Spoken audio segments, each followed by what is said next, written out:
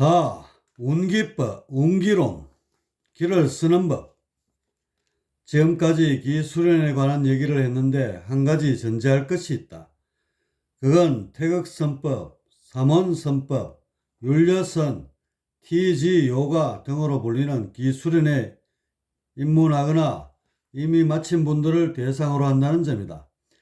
따라서 잘 이해가 되지 않는 점이 있다면 시중에 나온 관련 서적을 참고하는 편이 좋을 것이다. 기술인을 통해 하복부에 쌍도태가 만들어지면 운기 과정으로 들어가게 된다. 그런데 축기 과정에 비해 그 시료는 매우 적다.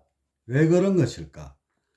우리가 전통을 배우는 이유가 그것이 현실의 효용 가치에 꼭 부합해서가 아니다. 전통은 선조가 걸어온 발자취이며 그 자체로 문화의 한 획이다. 이렇듯 현통문을 비롯한 운기 과정의 수련법들은 그런 면에서 받아들일 필요가 있다. 사범 과정을 이수하거나 기수련의 역사를 배우려는 사람들에게 필요한 과정이며 또한 어떤 특수한 체질로 인해 환골 탈태에 보다 신경 써야 하는 수련생들에게도 요긴하다. 하지만 일반적으로 기를 운용하는 데 있어서 필수 과정은 아니다. 현재 운기 과정에 있거나 이미 그것을 마친 수련생들은 스스로에게 반문해보자. 기를 어느 정도 느끼고 운용할 수 있는가? 기와 마음. 필자는 나이도 적고 사회 경험도 없다. 더군다나 기수련의 현황은 전혀 모른다.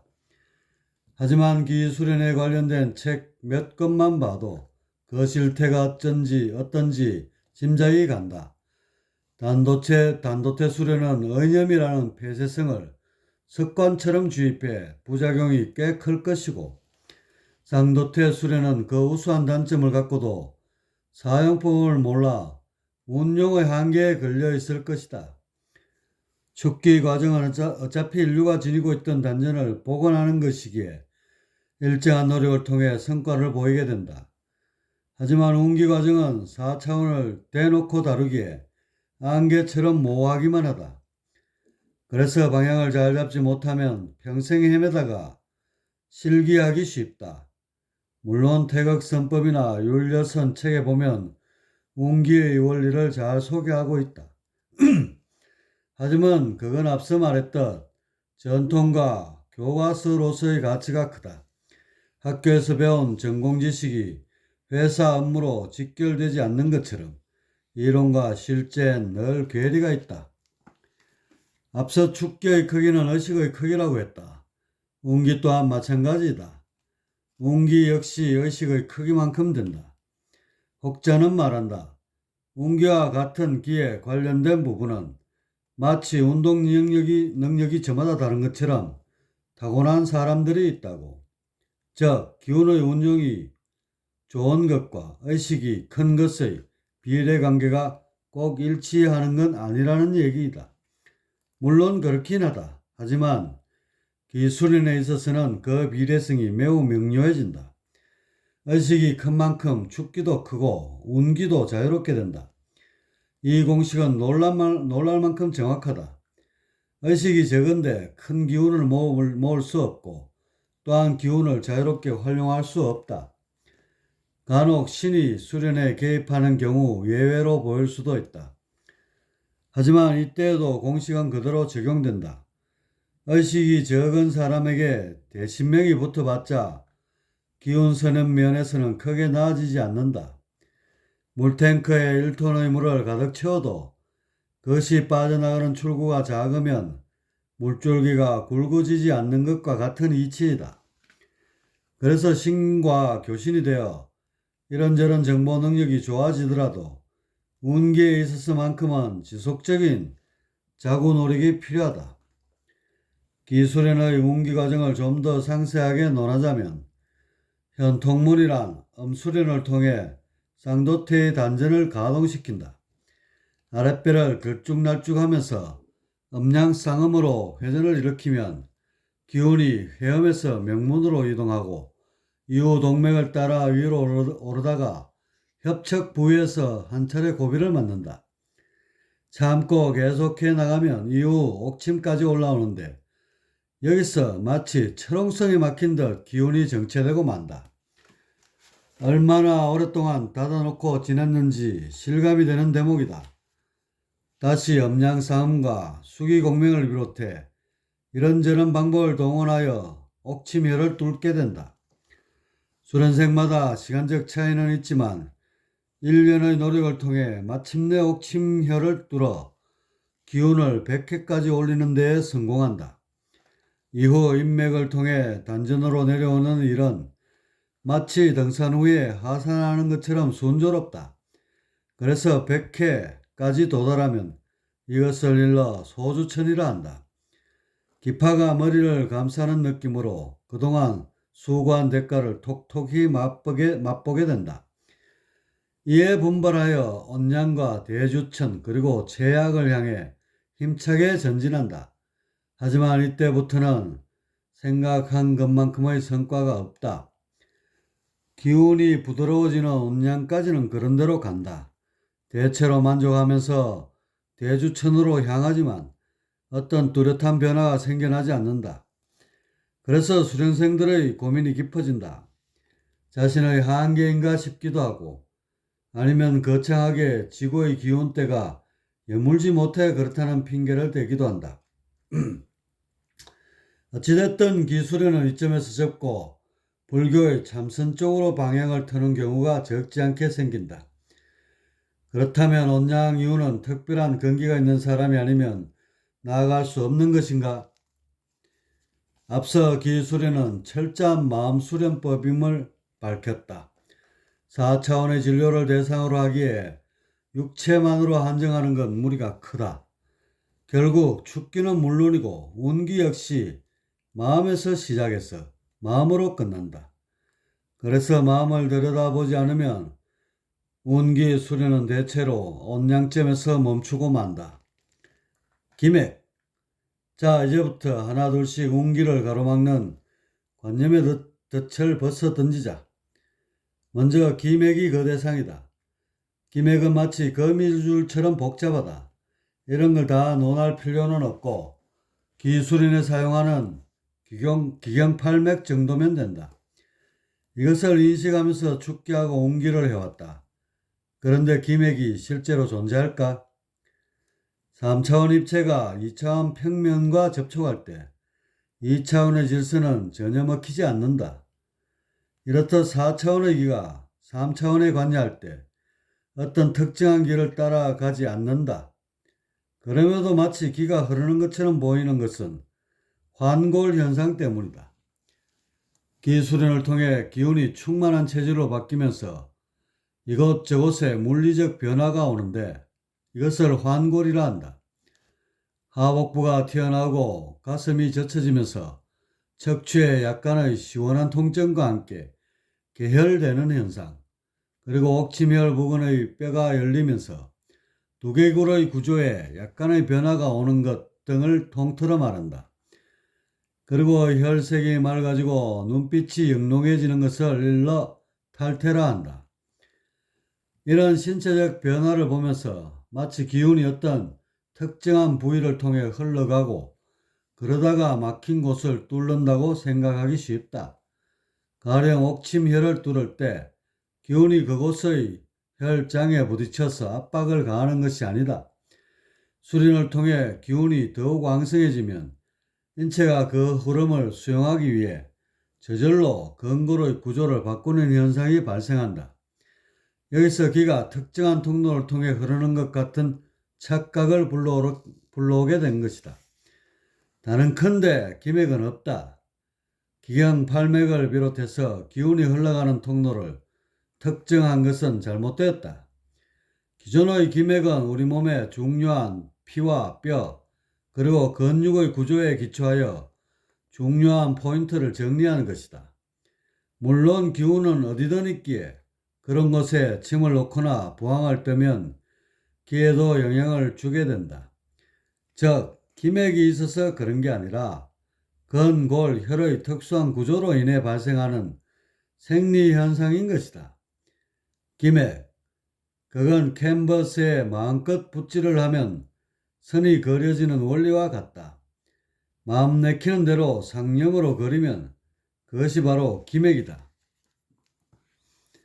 그런데 생각을 집중해서 기맥을 그려보자. 그게 잘 되는가?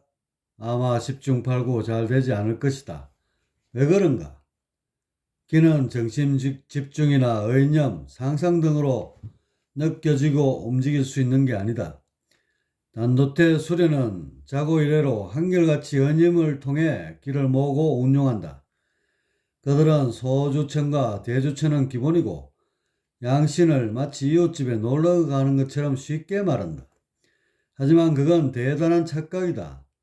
혹을 때려다 더 붙이게 된 혹부리 영감처럼 정신을 키우려다 아집만 덕지덕지 붙이는 꼴이 되기 쉽다. 거듭 말하지만 의념이나 정신 집중 같은 건 자칫 폐쇄성을 높이기 쉽다. 그래서 운기와 역행한다. 의념을 근간으로 삼아 수행하는 단도태 수련은 오히려 기와 멀어짐으로써 상기와 기체는 물론이고 주화나 인마 같은 심각한 부작용도 따라붙는다. 양심까지 도달했다는 단도태 수행자들에게 기를 조금이라도 써보라고 하면 그냥 침묵할 수밖에 없다. 외부와 단절되어 혼자만의 환상 속에서 빛바랜 잔치를 벌여왔기 때문이다. 그래서 이런 길을 일러 허상에 의해 꿈처럼 그려진다 하여 흙이라 한다. 기감. 기는 의념이나 집중을 버려야 느낄 수 있다. 기는 오직 공명에서만 감흥한다. 공명은 3차원의 폐쇄성이 줄어들어 이완되거나 구멍이 뚫린 상태이다. 그 빈자리에 고차원 에너지가 충만하게 되는데 그게 바로 기이다. 마음의 짐을 내려놓고 외계와 공명을 이루면 하나로 이어진 느낌을 얻는데 여기서 기의 실마리를 찾아야 한다. 상도태 수련을 하다 보면 머리에 둥그런 기파가 감싸는 느낌을 얻는데 그런데 이건 기감이라기보다는 기가 잘 통하게 됨으로써 느껴지는 피부의 촉감 같은 것이다. 그걸 기감으로 단정하면 더 이상 옮기는 어렵다. 사실 소주환이나 대주환이라 불리는 엄청난 것이 머리를 감쌌음에도 불구하고 기의 운용에 있어서는 나아진 게 없지 않은가. 요컨대 나와 외계가 단절되지 않고 하나로 이어졌다는 것. 그 느낌이 기이다. 주객이 연결되면 마치 물속에 들어간 것처럼 하나의 공간에 어떤 고차원의 진료로 가득 메워져 있는 느낌을 얻게 된다. 공간에 꽉 차 있는 기, 더 나아가 기가 공간 자체라는 느낌을 얻게 되면 단전에 기를 모은다는 개념도 사라진다.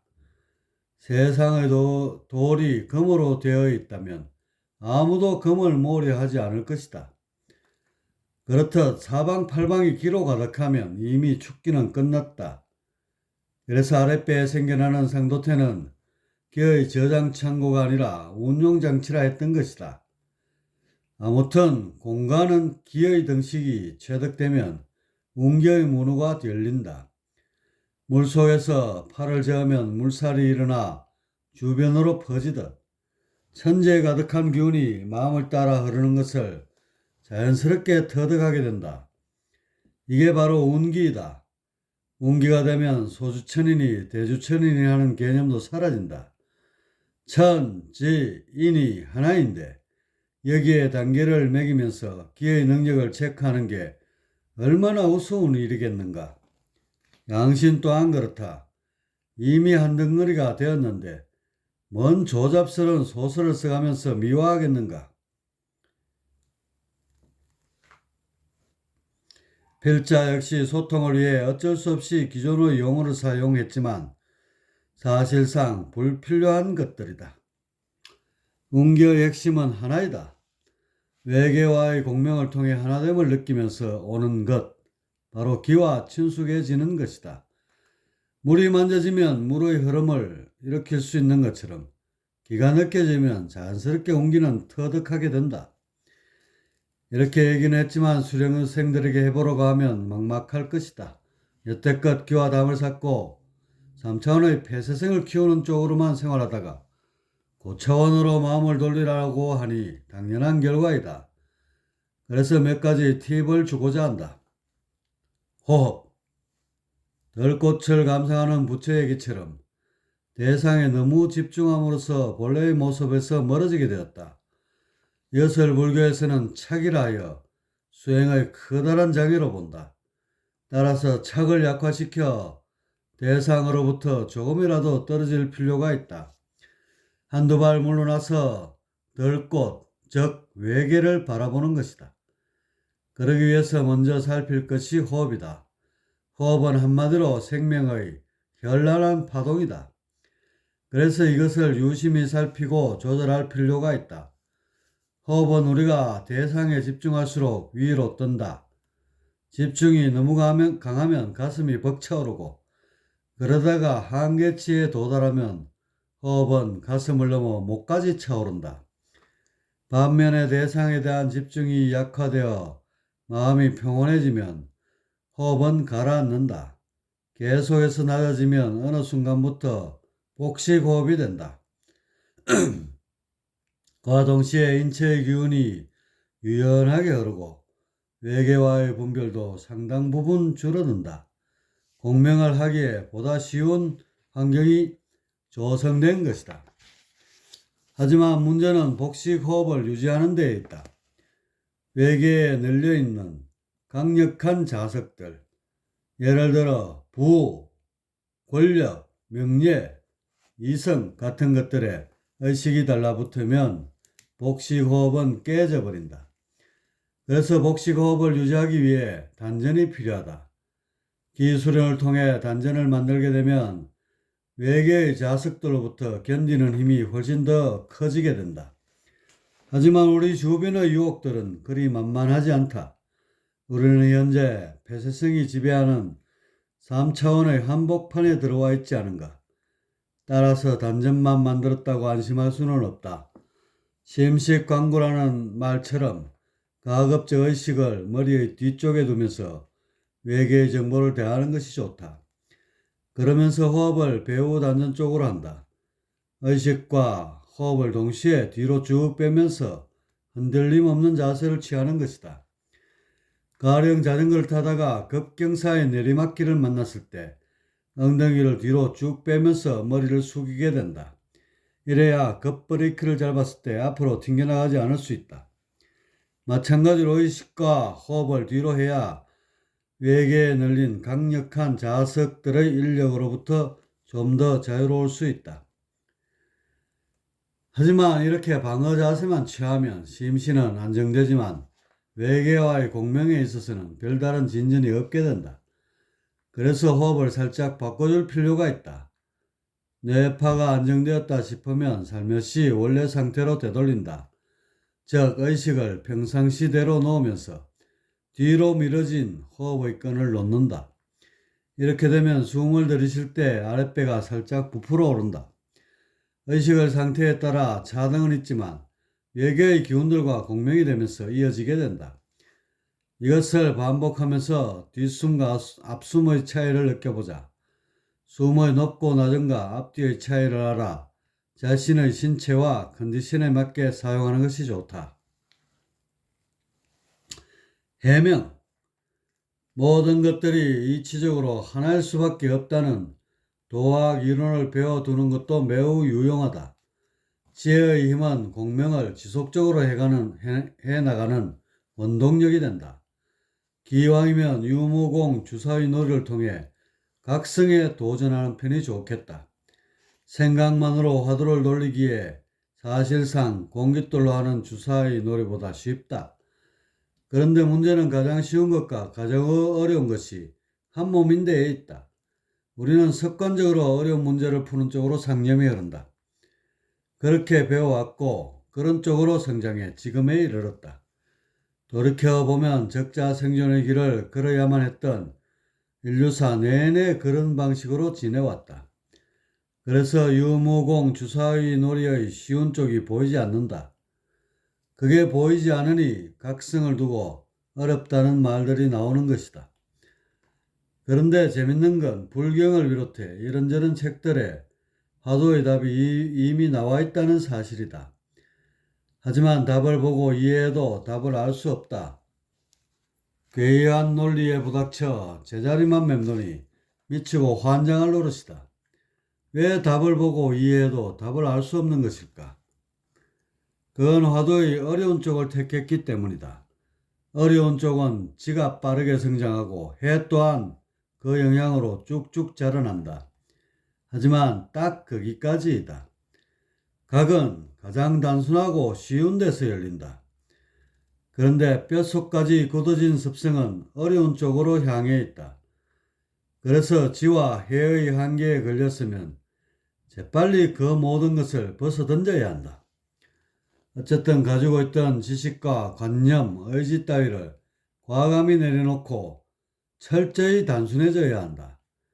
단순해져서 가벼우면 생각이 자유롭게 되고 그러다가 어느 순간 깨달음이 열린다. 그러면 처음부터 쉬운 쪽으로 방향을 잡으면 되지 않을까? 어려운 쪽은 방향이 정확히 보이는데 쉬운 쪽은 너무 단순해 방향이란 것 자체가 없다. 방향이 없는 것이 제대로 된 방향인데 우리는 방향에 길들여져 있기 때문에 결국 어려운 쪽의 길을 걷게 된다. 그리고 그 어려운 길을 잘 견디고 참아내면 올바른 수행자라는 명예가 따라붙고 이론에 유별나게 밝아지기라도 하면 깨달은 자로 둔갑하기도 한다. 쉬운 쪽의 길, 다시 말해 방향성이 없는 방향을 알려줄 수 없을까? 3차원의 그런 것은 존재하지 않는다. 그래서 그런 길을 일러주려면 감화해 동화시키는 수밖에 없다. 쉽게 말해 5차원의 정보를 함께 나누면 된다. 이런 쉬운 쪽으로 이루어진 수행법을 이름하여 법화선이라 한다. 윗바사나는 운기에서 각성에 이르기까지 두루 효과가 커서 수행의 핵심이라 할 수 있다. 그래서 좀 더 자세히 다뤄보고자 한다. 수행자들은 윗바사나를 어떻게 알고 있을까? 아마 있는 그대로 보라는 말을 반복해서 떠올릴 것이다. 그러면서 대개 자신의 정보를 지운 상태에서 그림을 보듯 대상을 관찰하는 것으로 이해한다. 그런데 그건 윗바사나가 아니다. 있는 그대로 보라는 뜻은 본질인 공으로 보라는 말이다. 공은 모든 것의 바탕이면서 모든 것 그 자체이다. 그래서 공으로 보게 되면 일체의 걸림이 없게 된다. 가령 사과를 예로 들면 사진을 찍듯 객관적으로만 보는 것, 경험을 살려 입맛을 다시며 주관적으로만 보는 것, 과학적으로 성분을 따져 논리적으로만 보는 것, 뉴턴이나 백설공주를 떠올리며 스토리로만 보는 것, 산산이 해체해 기운, 즉 정보로만 보는 것, 실체를 날려버려 무로만 보는 것, 유와 무를 초월하여 공으로만 보는 것 등이 있을 수 있다. 놀랍게도 이 모든 방법 가운데 윗바사나는 없다. 맨 뒤의 경우 공을 이해하고 공으로만 보게 됐어도 그건 그냥 중생의 시각일 뿐이다. 부처의 눈을 지녀 삼라만상을 부처로만 보게 된 수행자가 있다고 치자. 보고 듣고 만져지는 모든 것이 부처요. 한 줄기 생각까지 공에서 벗어난 것이 없다. 이쯤 되면 깨달아 무상의 경지에 오른 것으로 보는데 이는 그냥 중생이고 좀 심하게 얘기하면 마구니가 될 가능성이 높다. 수행자들이 간과하는 것이 부처는 부처에 있지 않다는 점이다. 부처는 일체의 존재에 걸림이 없게 된 상태에서 어떤 무엇이라고 정의 내릴 수 없다. 모든 것이 되면서 모든 것이 아닌 것이다. 그래서 어떤 하나의 관점에서만 바라보면 그건 부처의 관이 아니고 그래서 윗바사나가 아니게 된다. 금강경에 보면 윗바사나에 대한 언급이 많이 나온다. 의식이 외계를 대하는 관점을 상이라 하고 크게 아상, 인상, 중생상, 수자상의 네 종류로 나뉘었다. 아상이란 나의 정보로만 보는 것, 인상이란 나와 남의 정보를 섞어서 보는 것, 중생상이란 각성과 무명의 관점에서 보는 것, 수자상이란 시간과 공간의 입장에서 보는 것을 각각 말한다. 윗바사나에 지장을 주는 네 가지 장애라고 보면 된다. 만약 수보리가 네 가지 상에 대해 이렇게 묻는다면 세존의 대답은 어떨까? 세존이시여, 만일 수행자가 아상, 인상, 중생상, 수자상이 모두 사라져 일모도 찾아볼 수 없게 되면 깨달았다 할 수 있겠습니까? 네 가지 분별을 종식하고 관할 줄 알게 되면 깨달은 것이 아니냐는 수보리의 질문이다. 그런데 세존의 대답은 한마디로 노이다. 금강경에 보면 세존은 이렇게 부처의 정의를 내린다. 부처는 아상, 인상, 중세상, 수자상이 있으면서도 아상, 인상, 중상, 수자상이 없느니라. 이 말의 포인트는 공어로만 봐도 윗바사나가 아니라는 것이다. 부처는 부처의 시각만 가지고 있는 게 아니고 중생의 시각도 함께 가지고 있다. 그러면서 그 모든 시각으로부터 자유로워 뭐라고 단정 지을 수 없다. 그래서 금강경의 대미는 제법 무상이다. 부처나 경전마저 넘어설 수 있는 해탈의 경지를 마침표로 찍으면서 법문을 마무리하고 있다. 이렇게 윗바사나를 얘기했어도 이런 질문이 나올 것으로 예상된다. 먼저 부처의 관을 지닌 후에 그것마저 초월함으로써 아상, 인상, 중세상, 수자상에서 자유롭게 되면 어떤가 하는 질문이다. 여기에 대한 나의 대답은 노이다. 공은 그런 식으로 얻을 수 없다. 왜냐? 지금 생각하는 것과 같은 공은 존재하지 않는다. 지금 3차원의 폐쇄적 관념에 꽉 둘러막혀 허상을 만들어 놓고 있다. 그래서 거의 모든 수행자들이 일단 깨달음을 얻고 그것마저 놓음으로써 부처가 되는 것으로 생각한다. 그렇게 평생 해봐야 제자리이다. 역사가 이미 증명하고 있지 않은가? 수천 년 동안 수억 명의 수행자들이 평생을 바쳐 수행에 매진했을 터, 그 결과 과연 몇 명이 목적한 바를 이루었는가? 그리고 엄밀히 따지면 그런 방법으로 깨달음을 얻은 사람들은 이미 태어나면서부터 그렇게 될 운명이었다. 타고난 도인이란 얘기다.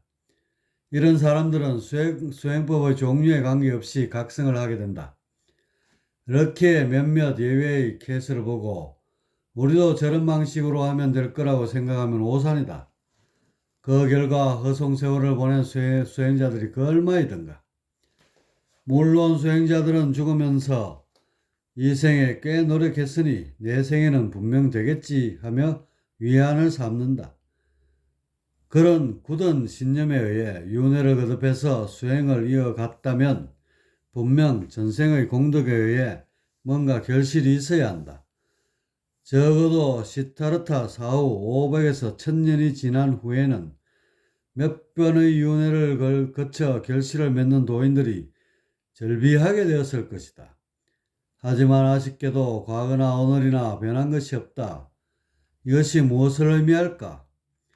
세존이 위대한 불법을 열고 윗바사나라는 깨달음의 열쇠를 내려준 지 은 2500년이 흘렀건만 왜 그것의 효용이 전무하다시피 한 것인가? 그건 윗바사나의 열쇠를 거꾸로 잡고 자물쇠를 열려 하기 때문이다. 바로 부처가 되려는 마음이다. 일단 앞에 놓인 강을 어떻게 하든 건너야 한다.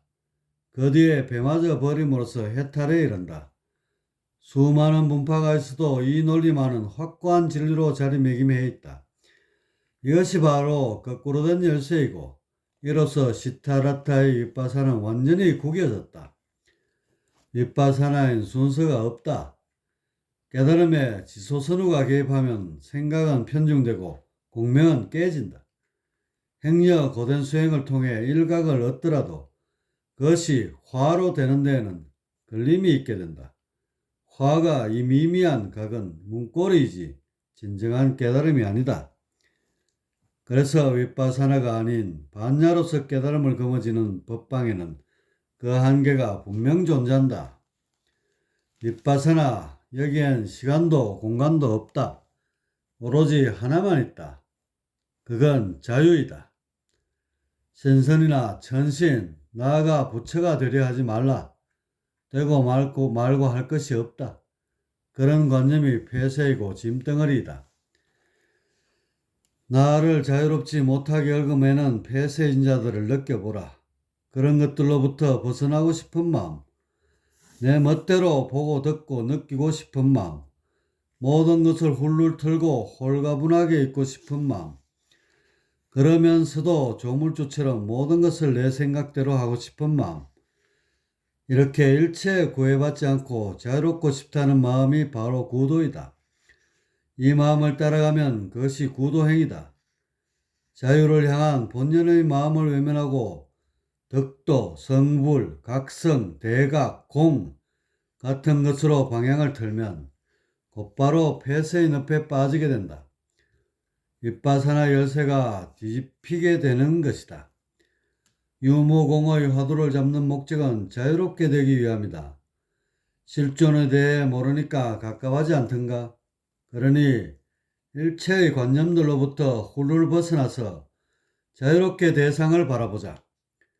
한 점의 걸림없이 외계를 대하게 될 때 윗바사나 열쇠는 작동하기 시작한다. 스스로 자문해보자. 그동안 도를 많이 닦았을 텐데 솔직히 얼마나 자유로워졌는가. 정리하면 윗바사나는 모든 관점에서 자유롭게 정보를 다루는 데에 있다. 앞에 사과의 예를 든 것처럼 여러 관점에서 다양하게 볼 줄 알고 심지어 주객을 바꿔 대상이 되어 보기도 한다. 이렇게 그 어떤 것도 걸림이 없이 보는 것, 이것이 있는 그대로 보라는 윗바사나의 가르침이다. 자유로운 사고에서 초월이 열리고 해탈이 된다. 아무튼 도학을 익히면서 실존인 공을 인식하고 더불어 윗바사나를 훈련하는 일은 운기에 있어서 매우 중요하다. 이론과 실제를 겸해서 차근차근 나가다 보면 틀림없이 기에 대한 운영의 묘리를 터득하게 될 것이다. 신통. 길을 운용할 때 주의할 점이 있다. 바로 신이다. 왜냐, 운기에 진전이 없다 보니 자신도 모르게 신 쪽을 더듬게 되는 경우가 종종 발생하기 때문이다. 쌍도태 수련을 전수하는 곳엔 기수련뿐만 아니라 아리수와 같은 신수련도 있다. 아리수는 4차원 이곳저곳에 구멍을 뚫어 에너지망을 형성하는 데 초점이 있고 그 과정에서 크고 작은 신통이 열리기도 한다. 운기에 막힌 수련생의 입장에서 신통은 새로운 활로로 다가온다. 신통에 약간의 재주가 생기면서 기에 대한 느낌이나 운용의 감각이 뛰어나기 때문이다. 하지만 신을 통한 기는 아무리 정강해도 영역의 상승으로 이어지기 힘들다. 매개체 없이 스스로의 힘으로 운기해야 그만큼 의식도 커지게 되는 까닭이다. 따라서 앞서 잠깐 언급했듯 신통이 열리더라도 그것에 의존하지 말고 신과 수행의 도반이 되어 함께 나아가는 묘리를 찾을 필요가 있다. 그리고 사실 길을 제대로 쓰면 신을 매개체로 삼을 필요가 없다. 가령 길을 레이더처럼 공간에 펼치면 신들의 위치가 걸려든다. 여기서 기장을 좀 더 세밀하게 좁히면 신이 형상으로 드러난다. 한때 이런 일에 재미가 붙어 대학교 곳곳의 귀신들을 체크하며 돌아다닌 적이 있다. 아직도 기억에 남는 것은 도서관 천장에 붙은 원기인데 얼마나 흉측하고 혐오스럽던지 학생들에게 위해가 되지 않을까 걱정이 들기도 했다. 일반 사람들에게도 신의 왕래가 있다. 그들은 전혀 느끼지 못하지만 수호신들의 보이지 않는 조력이 작용한다. 대부분 조상신들로 보이는데 가끔 신선도 있다. 꽤 드문 일이지만 천신이 수호신으로 오는 경우도 있는데 그런 사람에게는 나름의 어떤 사명 같은 것이 있을 것이다. 아무튼 기는 잘만 쓰면 레이더뿐만 아니라 전화나 통역의 역할도 한다. 기 자체가 정보이면서 그것의 매개체이기에 상황에 따라 활용하면 된다. 하루는 기 회로를 연구하다가 영보독성 쪽으로 전화를 걸었다. 소설공에서 지장보살이 아미타불에게 연부를 외워댄 것처럼 기에 정보를 넣어 공간으로 쏴댔다. 그렇게 몇 차례 했는데 어느 날 저녁 무렵에 반응이 왔다. 거실에 가족들이 모여 TV를 시청하고 있는데 갑자기 현관 쪽의 불이 전멸하는 것이다. 고장난 것도 아닌데 마치 몰스 보호처럼 깜빡였고 아버지가 그쪽을 잠시 보더니 도비나 손님 오셨다. 내 방으로 들어가거라 하셨다. 나는 거실에서 노트북으로 게임을 하다가 말고 방으로 들어갔다. 갔더니 정말로 영보독성님이 오셨다. 나는 대략 1시간 정도 이런저런 공부를 할 수 있었다. 며칠 뒤 도학에 대한 연구를 하다가 막히는 부분이 생겨났다. 아버지에게 여쭤봐야 늘 귀찮다는 식이다. 기를 운용할 줄 알게 된 뒤부터는 스스로 해결을 하려는 식이다. 어쩔 수 없이 이번에는 도덕천존 쪽으로 기를 통해 통신을 넣었다. 그날 서너 차례 3, 4분씩 반복했던 것 같다. 저녁 때 가족끼리 거실에 모여 있는데 또다시 현관의 불이 깜빡이기 시작했다. 아버지가 도비나 오늘은 다른 손님이 오셨다. 어여 방에 들어가라 하셨다. 나는 노트북으로 게임을 하다 말고 방에 들어갔고 이번에도 기대했던 도덕천존님이 오셨다. 나는 신통이 열리지 않아 모습을 정확히 볼 수는 없지만 기운을 통해 형상을 어림잡을 수 있었고 또한 기를 통해 대화를 이어나갈 수 있었다. 대화가 끝날 무렵에 도덕천존님이 내 머릿속 회로를 한번 점검해 주셨는데 그때의 쾌감은 이루 말할 수 없었다. 이론의 대가로만 알았는데 영보독성님 못지않게 회로도 잘 다루시는 양반 같았다. 이런 소설 같은 얘기를 꺼내는 이유는 기 자체의 가능성이 무궁무진하다는 점을 말하고 싶어서이다. 수행자들이 간혹 신이라는 변수에 걸려 정체되거나 외도로 빠지는 경우가 있는데 기를 중심에 두면 그런 우한거리는 일시에 사라지게 된다. 기는 고차원을 가득 메우고 있는 공의 숨결 같은 것이다. 따라서 기와 친숙해지면 숨이 고와지고 영이 맑아지고 해가 밝아지게 된다. 깨달음이라 말하는 것이 은연중에 열리게 된다. 그것은 열어서 공명하는 데에서 시작한다.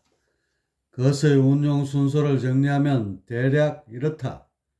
1. 폐쇄된 관념에서 자유로워진다. 2. 공명하여 외계와 연결한다. 3. 연결 과정을 지우고 하나가 된다. 4. 주와 객을 합치고 분리하는 일을 반복한다. 이상의 4단계를 넘어 주와 객이 분리된 것도 아니고 합쳐진 것도 아닌 상태가 되면 그것이 바로 공이다. 지금까지 기의 운용에 대해 이야기해봤다. 하지만 실천하라고 하면 어느 누가 쉽게 할 수 있겠는가? 그래서 또 고민해봤다. 좀 더 구체적이고 실제적인 훈련법이 필요하다. 그것이 바로 병을 다스리는 치병이다.